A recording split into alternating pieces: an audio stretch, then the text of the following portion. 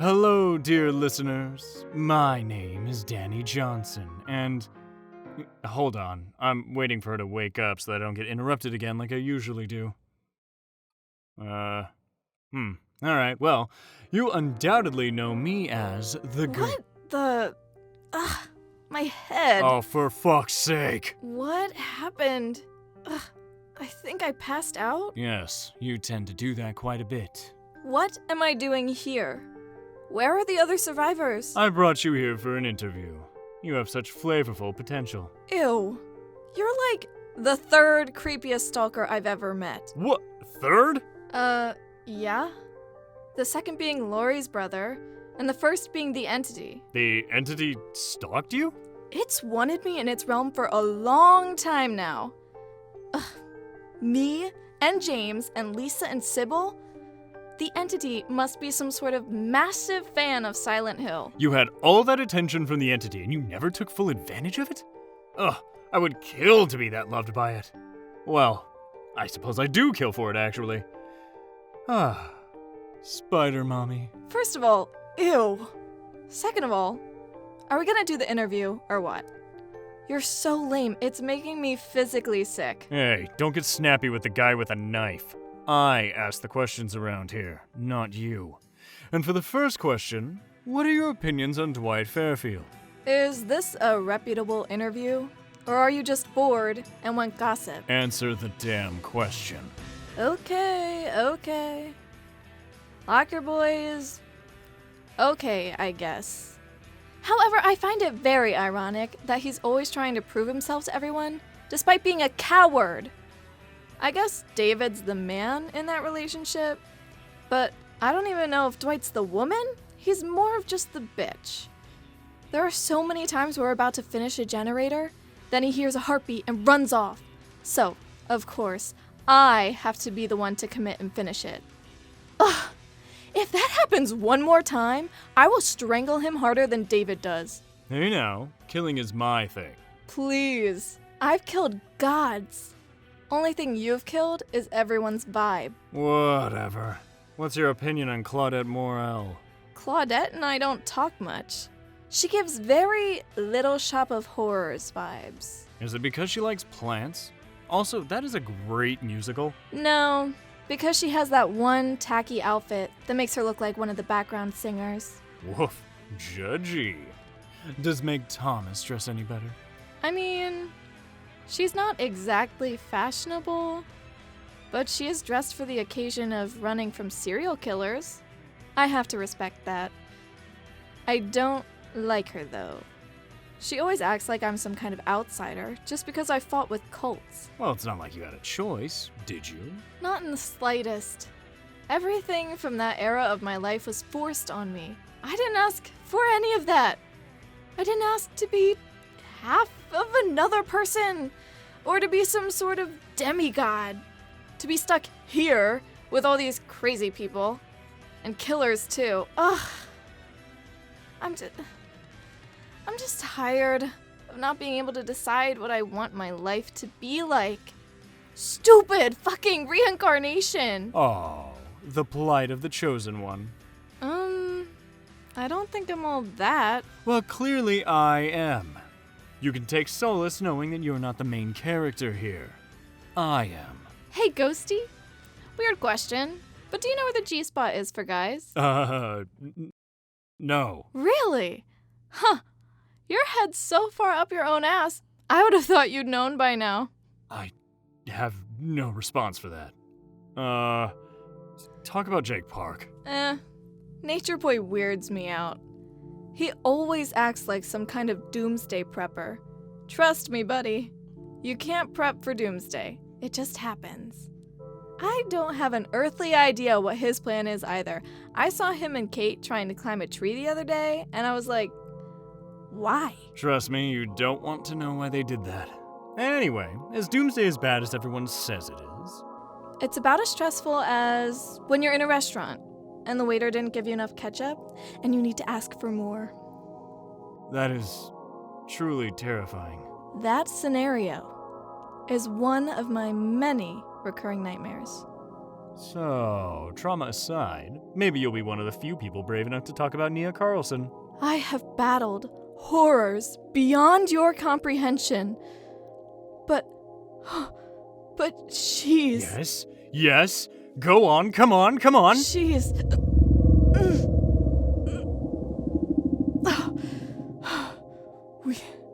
We don't talk about...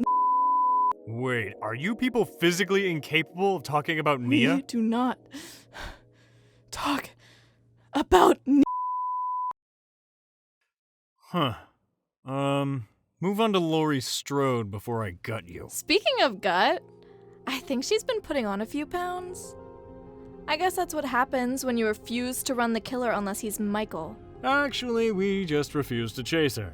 There's no point in downing a survivor if they're just gonna stab you in the back the minute they get off the hook. I can't blame her for that one. You tunnelers have very stabbable backs. Let's move on to Ace Visconti before I stab you in the back. And the chest. And the throat. And... Ace Visconti is actually pretty alright by me. I know no one trusts him, but he has a kind of mischievous kind of deal going on that I find funny.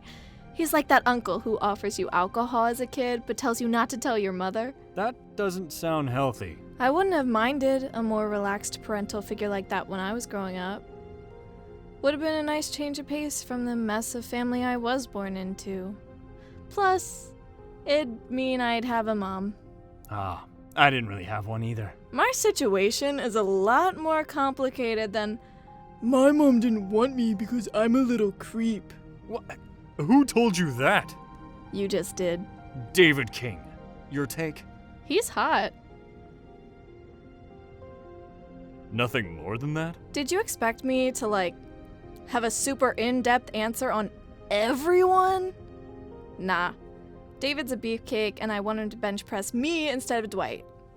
That's it, though. No much more than that. Ugh. Well, fair enough, I guess. William Overbeck. Ugh! What a boomer. He swears I need protection from everything. Sheesh, you old fart. You died to some zombies. I killed deities. I think I know what I'm doing, Dad. I hate it when old white guys think they know more than you. Huh. I finally found someone who says something negative about Bill. Call me jaded if you want, but I'm just over it. Are you over Fang Min? She's always talking about all these video games from the future. I guess Overwatch sounds cool, whatever that is, but I like to keep things retro. I'm a Pac-Man girl for life. Miss Pac-Man is the better game. And Michael is the better stealth killer. Your point? Let's move on to Quentin Smith before I demonstrate how wrong you are. He's a total snooze fest. Because he's always near asleep? That, and he acts like a total schizo. I mean, I get it, but I've been to way more dimensions than him, and yet he still acts more paranoid. Not to mention how much he relies on adrenaline to stay awake. He's more of a junkie than Lisa Garland. I just wish he'd stop pretending like having been in the dream world before everyone else makes him unique. So when Quentin talks about his supernatural experiences, he's a whiny teenager. But when you do it, you're quirky and different. Silent Hill is not my whole personality. I can like other things. I've done more. And yet, you keep bringing it back up. It keeps being such a core piece of you. I mean, I guess, kind of. I was born by it, and the trauma I've gotten from it certainly still affects me. But I'm not, defined by it. I think. This is an interview, not a therapy session. What's your opinion on David Tapp? I wish he had a gun. Aren't cops supposed to have guns? He'd be a lot more useful if he did. Well, thankfully, he doesn't. Us killers had to fight to get a guy with a gun, and when we finally did, he was fucking Irish. What's wrong with the Irish? What do you think about Kate Denson? Honestly, she intimidates me. But not because she's scary, just because...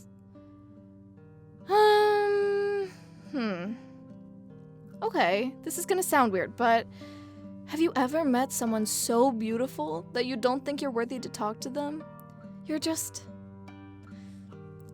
starstruck by their presence, especially when their voice is also super beautiful. Almost music-like. Can't say I have. Well, that's how Kate makes me feel. I tried playing music with her one time when we were on Midwich, and she just looked at me like I was a weirdo. I mean, she told me it was really good music, but I don't know. I can't tell if she actually meant that or not. Interesting. What is? Oh, nothing. I'm just reminded of why I love journalism so much. There's always another side to a story. Okay, who's next? Adam Francis. He reminds me of a black Sherlock Holmes. Except if Sherlock Holmes knew how to run from serial killers. Holmes is overrated. He could never solve one of my crimes. Maybe Adam could. He's a really smart guy. Did you know he teaches both English and history? When I found out he was from Jamaica, I asked him what it was like there. He described it as a flawed paradise. Trees with fruit bigger than your hands and sweeter than a hug from someone you love. I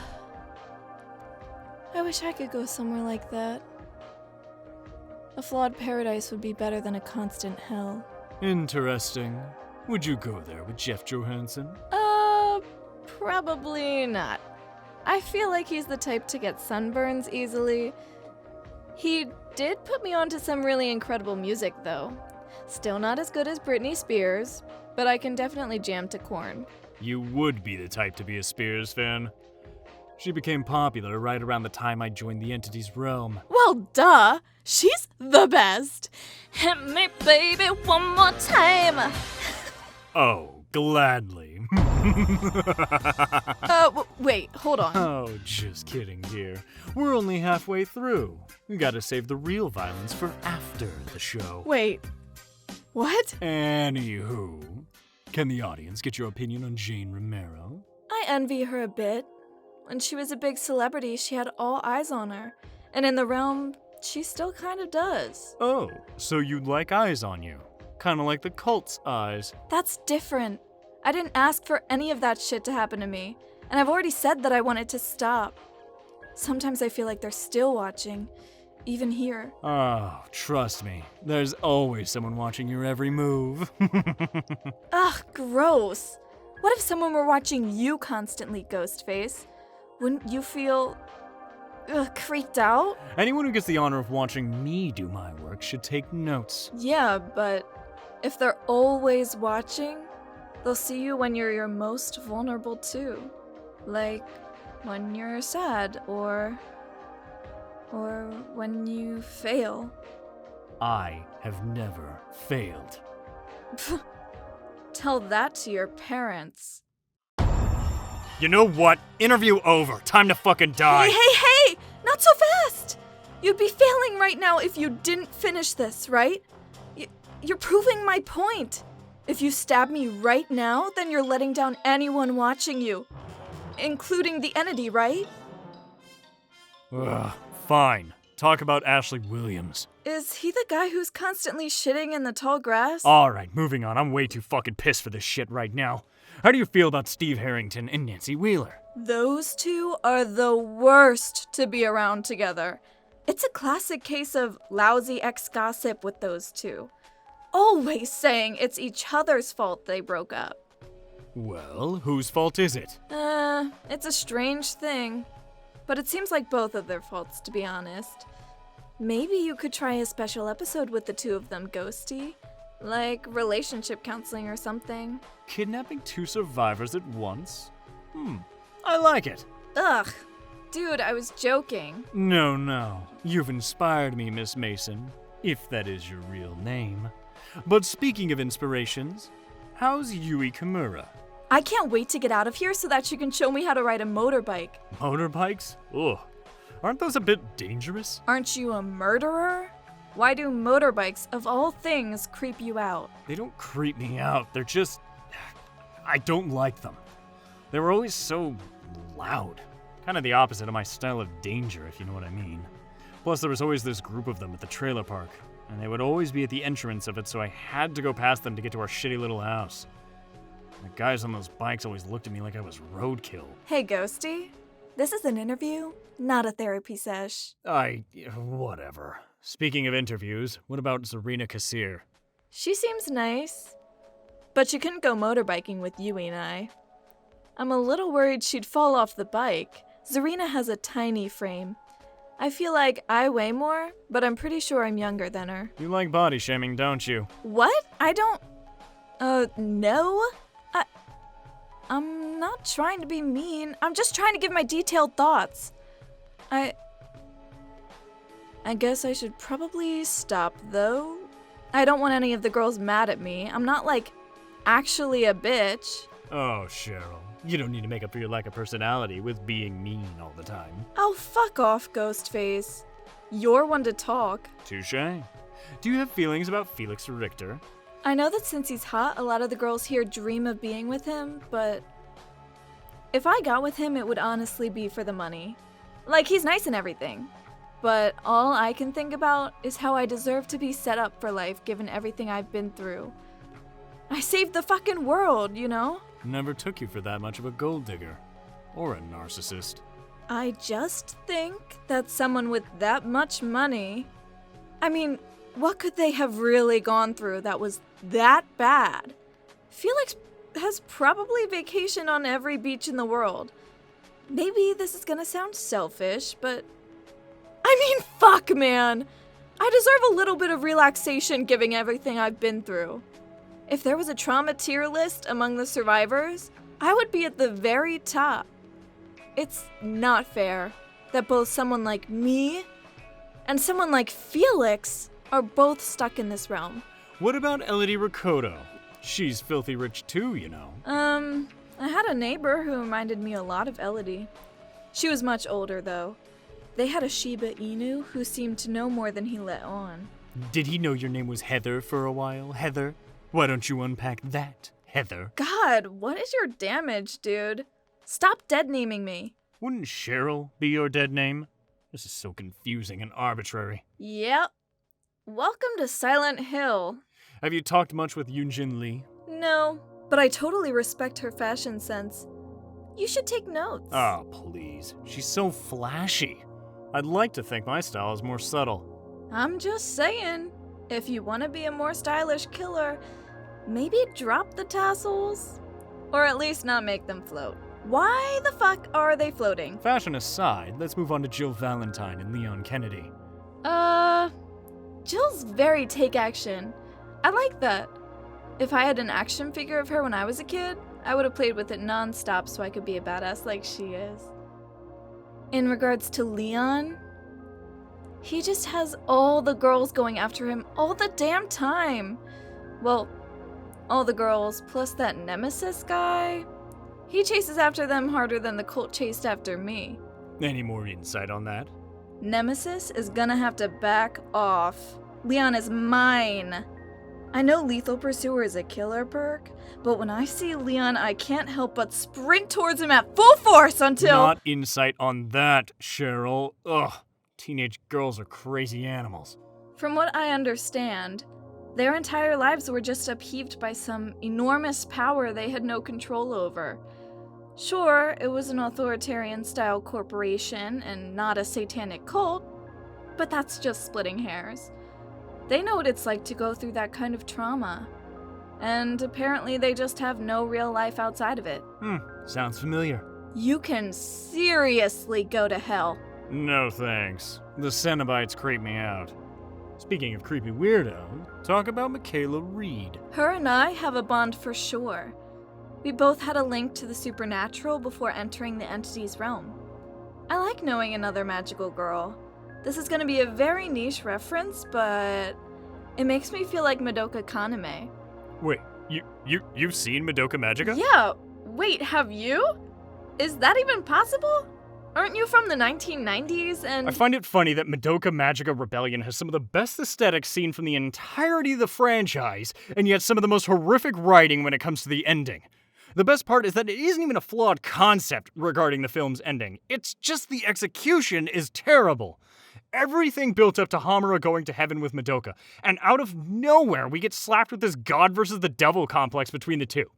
It's not even that the concept of the ending is terrible, it's that it has just no build-up whatsoever. The fact that the movie messes this up so hard upsets me because it could have been good, but instead it leaves an empty feeling.